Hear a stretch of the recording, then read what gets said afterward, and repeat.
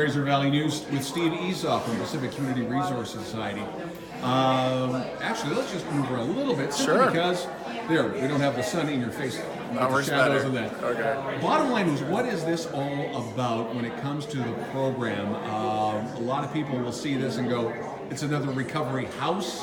Is it a treatment center? What exactly is going on? Oh, absolutely. So it's a treatment program that youth can stay up. Any youth from the Fraser Valley can come here and stay for up to 6 months. And it's laced with treatment programming with, you can see from our staffing model here, everywhere from clinical counselors to recreation therapists. We're going to have cultural workers, connection workers. So really to provide them whatever goals they have in their relationships with substance use is to help them meet their goals while they're here. So that when they return to the community, and actually we put in a connections outreach worker as well, so that when they leave here, the work isn't done.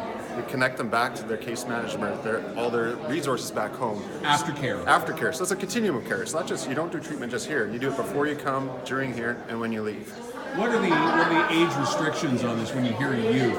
This is 13 to 18-year-olds. Okay. Are you working in concert with Cyrus Center or parallel or just handshake agreement? Or? Cyrus Center is actually on our advisory committee. So we started an advisory committee with local professionals just to help feed into this and hear about it. So with that, we've been meeting with people with lived experience to say what worked in your program, working with families, what worked with families, and what can we do better for this one. So Cyrus Center is on our advisory committee as well as many others like local psychologists, addictions physicians, Stellar Nations on this, a whole bunch.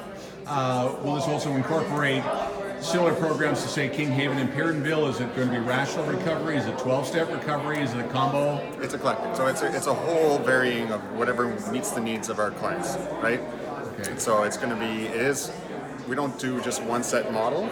We say, when they come in, we give them a chance to say, get to know them, assess them, and see what would work best for you and how can we meet that need. And so one thing I actually do want to throw in here, if that's okay, as part of the program we're really excited about. You'll see a video playing over there of our Learning to Lead program, the Pacific Community Resource Society, and they've been running outdoor adventure programming for youth to get them leadership skills and that sort of thing, and we want to replicate that here too, so there's a large nature component for it as well. When it comes to other skills, are you going to be able to teach, for lack of a better term, home economics and building skills and that, or is it primarily focusing on the actual addictions recovery? We want them to learn who they are outside of the addiction. So when we're talking to them, we're talking about who they are as a human, what makes them beautiful, what makes them great, right? And so with that, it's skill building on, do you like woodworking? Well, let's get you hooked up to woodworking. Do you like working with cars? Let's get you learning about cars. So it's not just talking about addiction anymore. Let's talk about who they are, so they learn to love that more. And this is all, a combination of BC Housing, Fraser Health, and anybody else that we've missed? No, so Fraser Health's funding operationally, and BC Housing has purchased the land, which is right beside us, and the building as well. Now, there's always the permit process with the city, and where are we standing there?